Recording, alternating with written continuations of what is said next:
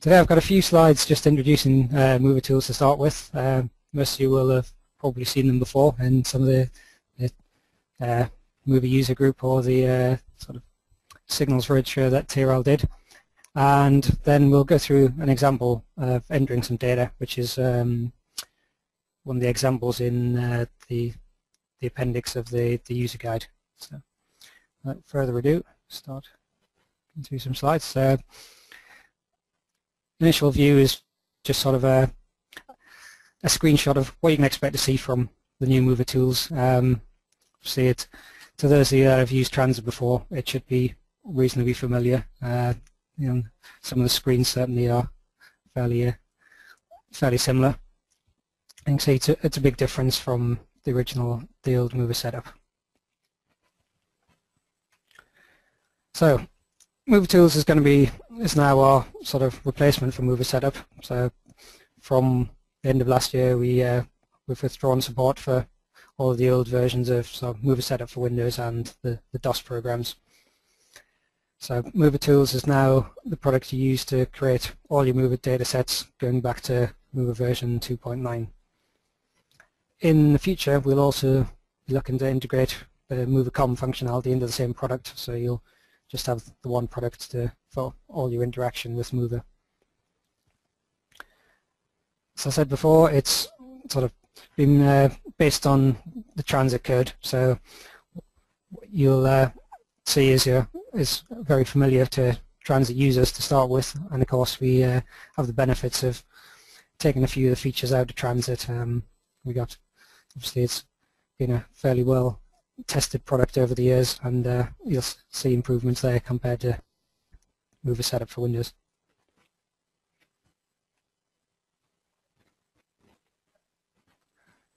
So just to quickly run through a few of the new features. Most notable one being we have a diagram in there, so you can have a schematic of the junction or junctions. It really makes it a lot easier to work out what lanes, links and so on you have in there, and the detectors. And of course, once we move on with adding MOVA Tools in MOVA COM into MOVA Tools, then this will be a much better interface for the commissioning screen.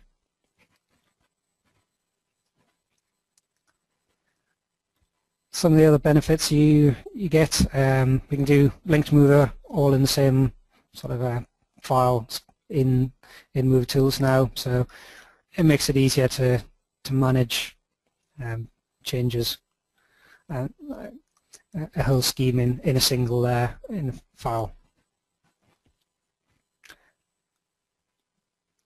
And the same goes for time of day changes. So these are now again using the sort of analysis set functionality of Transit, so all in the same place, and you only need to manage one file and make whichever changes you want, rather than sort of copying and pasting a data set and making your changes that way.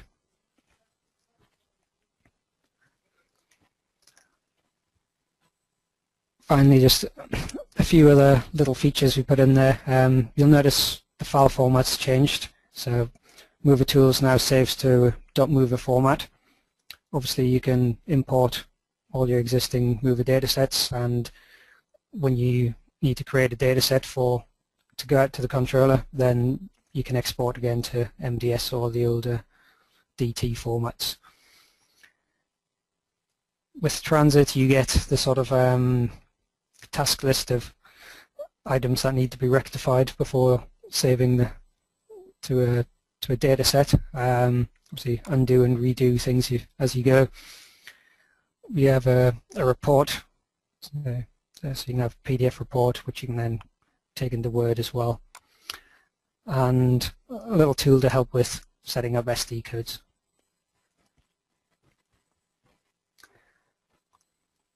So I'm going to move on to doing an example, and the example I'm going to go through is the simple site example, which is Appendix A of AG45. So if we switch into MOVA Tools, I just open up the application guide.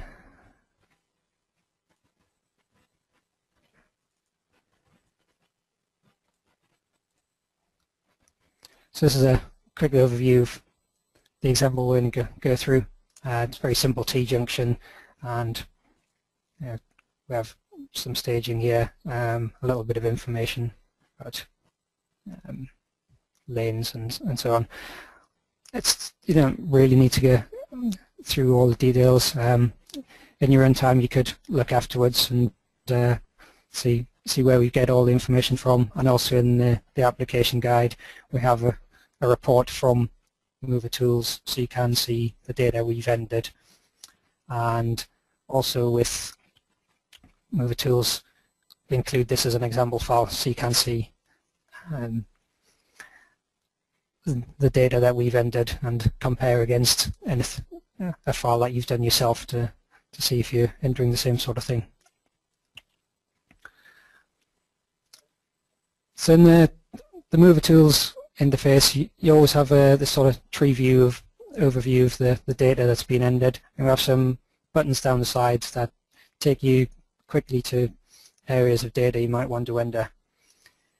There's no prescribed order for doing things, it's really user preference. The buttons are in a reasonable order, so working top to bottom, but there are some things you may want to enter via the tree as well. So right in the basic new file you get will give you one MOVA junction with no time of day changes, so just a single data plan there, and see we have it set up with 2 stages, 2 phases. It'll be a couple of links and so on. Let's open up a diagram. And, zoom out a little. So initially we're going to try and replicate the site we have here in the application guide. So let's start by sticking our 2 lanes over here. I'm just going to use add copy to generate another link, which will place on the opposing side. Let's tidy up the detectors a little. Now similarly, link 3 has 2 lanes, so let's quickly add a copy of that lane onto the link. Again, you get a reasonable default numbering for detectors. It always gives you in an X by default. If I take another copy link, we have this one there. There's this approach down here. Just drag that up.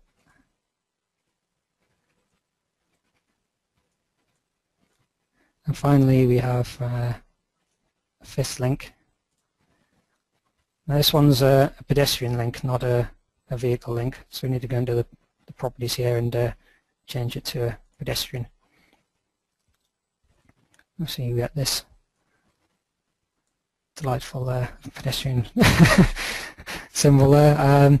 Obviously the example shows it's a sort of all-round paired across the three arms. You only get if you're only adding one link, you only get one thing, so it's where you choose to draw it is sort of user taste, I suppose. The pedestrian detector number you can see is just on the pedestrian symbol there. You'll note that on the end of these link bars we have phases that the link runs in. At the minute we only have 2 phases, so let's go in and add a few more. So let's just keep adding copies. So we've got 5 phases to start with, and we're also going to need a couple of stages. So it shows 4 stages on the input. At this stage, it's probably worth pointing out this button on the top taskbar here, which shows the list of current issues that MOVA Tools thinks is with the file. And because we've added 3 new stages, phases, it's picked up the fact that they're not running in any stage at the minute. And we also got the fact that we've set link 5 as a pedestrian link, but phase B is currently a traffic link, so it's complained about that. So let's signals window. If you can see from here, this link here, in fact I can quickly make that a little more clear. It's going to be a right turn lane. So running in phase B, so we're going to set that as to be an indicative arrow with phase A is the associated phase. And we also know that phase E is going to be our pedestrian phase. In terms of staging, we've got A and C running in stage 1, A and B in stage 2, and D and E for the final 2 stages. And you know, as soon as you've picked up that only phase E is running in stage 4, it's automatically ticked the box to say this is an all red pedestrian stage, because it's spotted there's only pedestrian phases running in that stage. If we go back to phase setting here, we can also change some of the minimum values, so say the indicative errors 4 seconds and say 10 seconds for the pedestrian. And that'll have been updated here on the stage minimum for stage 4, which has picked up the minimum from that pedestrian phase. And again, we can set a maximum here as well. Transit users might like to sort of pick up some of the familiar diagrams here, and it also highlights one thing I've forgotten here, which is L phase behavior, because you've got phase A running across stage 1 and 2. We can say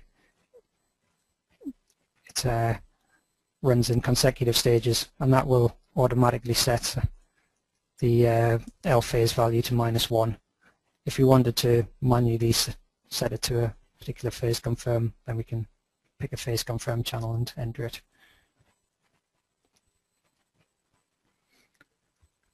And notice on the diagram the color changes to indicate you've set a phase confirm there. Stage diagram doesn't look too sensible at the minute, because we've still got all these running in the wrong phase. So if we quickly set the properties here, so phase C,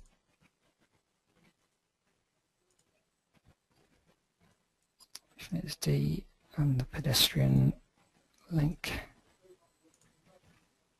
will be phase E.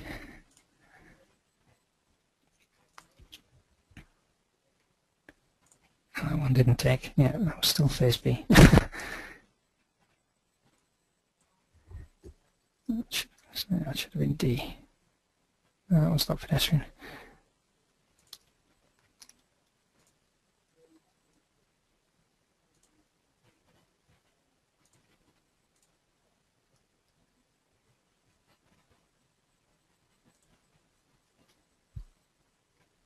Yes, I changed the wrong one. Too many windows open at the same time.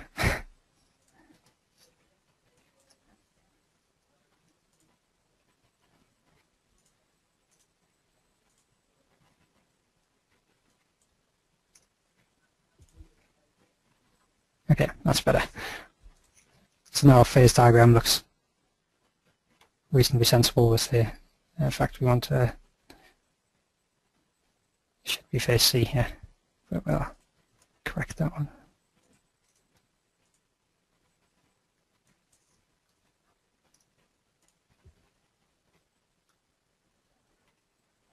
Okay. So now the next set of data we're likely to want to enter is into greens and then SD codes. So if we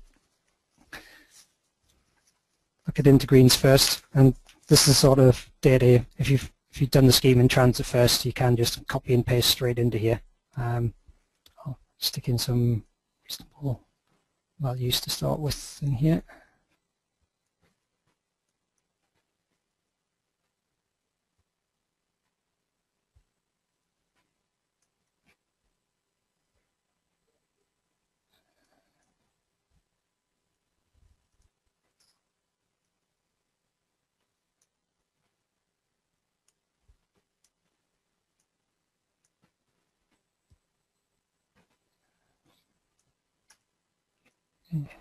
Just missed one out there.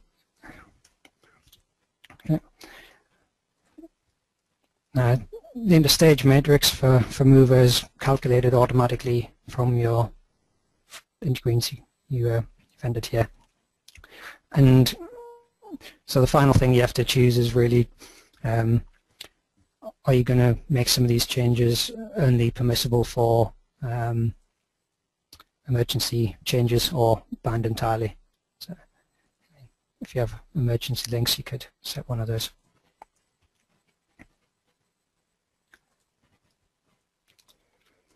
Notice the L-green matrix is filled in automatically with the data you've entered from the stages, the phases.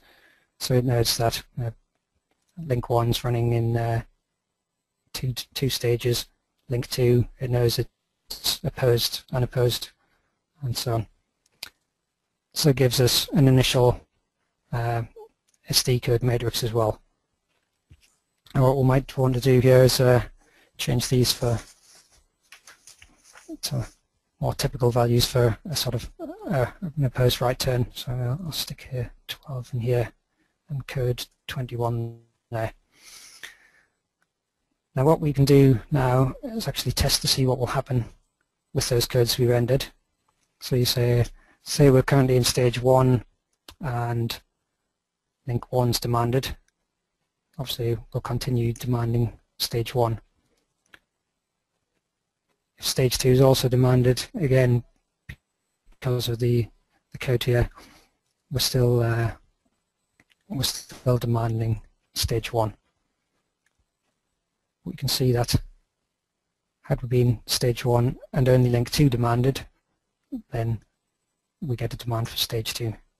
And similarly, if say there's pedestrian demand as well, we're going to still demand stage 2 and stage 4 to service the pedestrian. So with this you can sort of try some of the more complicated codes and make sure in advance that you're happy with which stages are going to be demanded by various link demands. Just note on the diagram, these whilst you can pull these things around, it's really this is just a visual representation, so distances and things are entered later on the detector screen. These are purely decorative, as it were.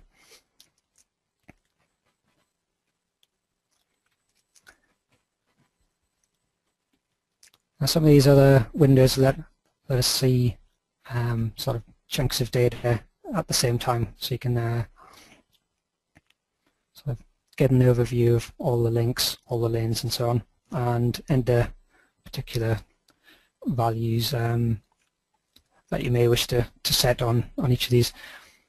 We generally have reasonable default values input, but obviously certain values you're going to want to change. If I come to this lane here, and from the example we see it actually has an extra detector, an out detector. So if I come to the detectors, looking in lane 2, you want to add an out detector. It's been given a reasonable value to start detector channel there, and you see it's popped up on the diagram. This is where we can also adjust distances. So we say here we have slightly shorter distances on the bottom approach, and of course we also enter on the lane. If we change some cruise speeds, so there we go.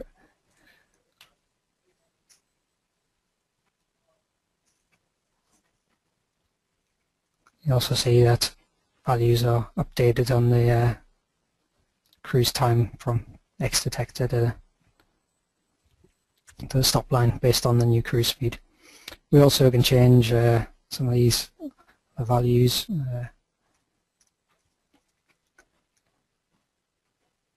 If you change the sort of setting value, you can see that we automatically calculate and display an equivalent sat flow for those more familiar with sort of that value.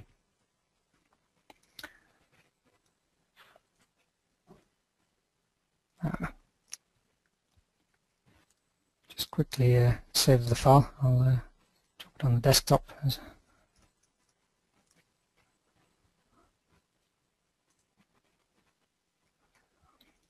So we can save the file at any time. As it happens, we've our error list is empty, so we're fine at the minute, but you can save it with errors in the file, and it's quite happy. Once you've got to the point where you're happy with the file and you want the MDS file, it's simple as export to MDS. We only have one controller, one plan in this file. I'll pick a export to desktop, and it picks up the name that you've used in your MOVA file. So, or you can override and pick a different one. When you do have multiple controllers and multiple time of day plans, then it will, whichever you pick in the list, it'll append a sort of underscore C1, plan 1, that thing, so they do get unique names. So I export that, close. You can see that. Let's go to the desktop, and I have my .mova file there and MDS file. Now,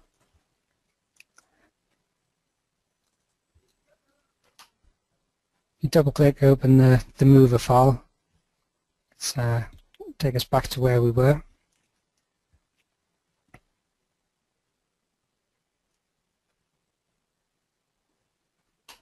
Eventually.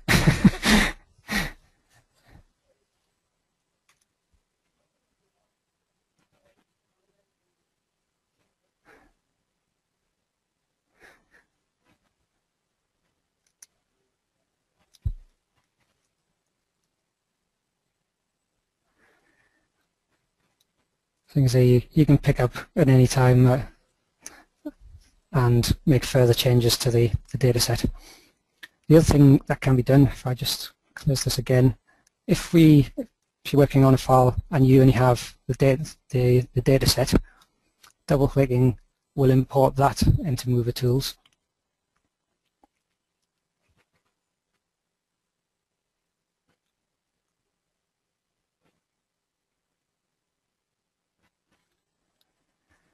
Now for this one, it's going to spot some things with the file. So it's noticed that we've got the situation where we have an L green of 4 and 3, so it recognizes there's going to be an indicative error. But the dataset itself has no information about phases, so then MOVA Tools has made its best guess as to where it thinks it's what the associated phase is for the right turn error there. But it's one you don't need to check, so we can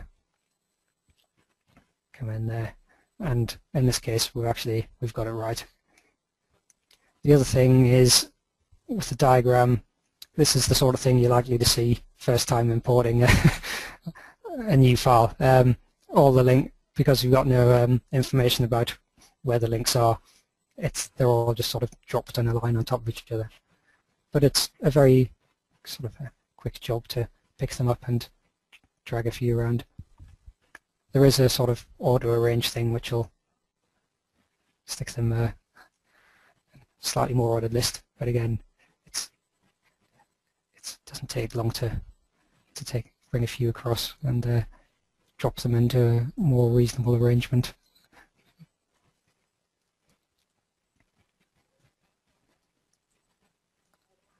And in terms of additional work for importing a MOVA dataset, there's not much more than that to start using the new features. Again, you tidy up the position of detectors and set, say, the display of which arrows you want on the links lanes, but other than that, that's about as much as there is to it. We haven't gone through some of the more complicated features. This example doesn't have any bonus data, doesn't have any emergency or priority links. But if it did, they would just appear in the same way on the diagram. So you could add a copy of that link. It's down here somewhere. Say it's a priority link. You have a sort of transparent lane that you can sort of place somewhere useful on the diagram. It's going to be a case of wherever's most handy, and of course you can then add priority detectors to that link, and they appear as a sort of lightning bolt symbol on there. The other thing you can do is annotate the diagram. So if you've got an emergency link, we can add an annotation to say, pick a font size, say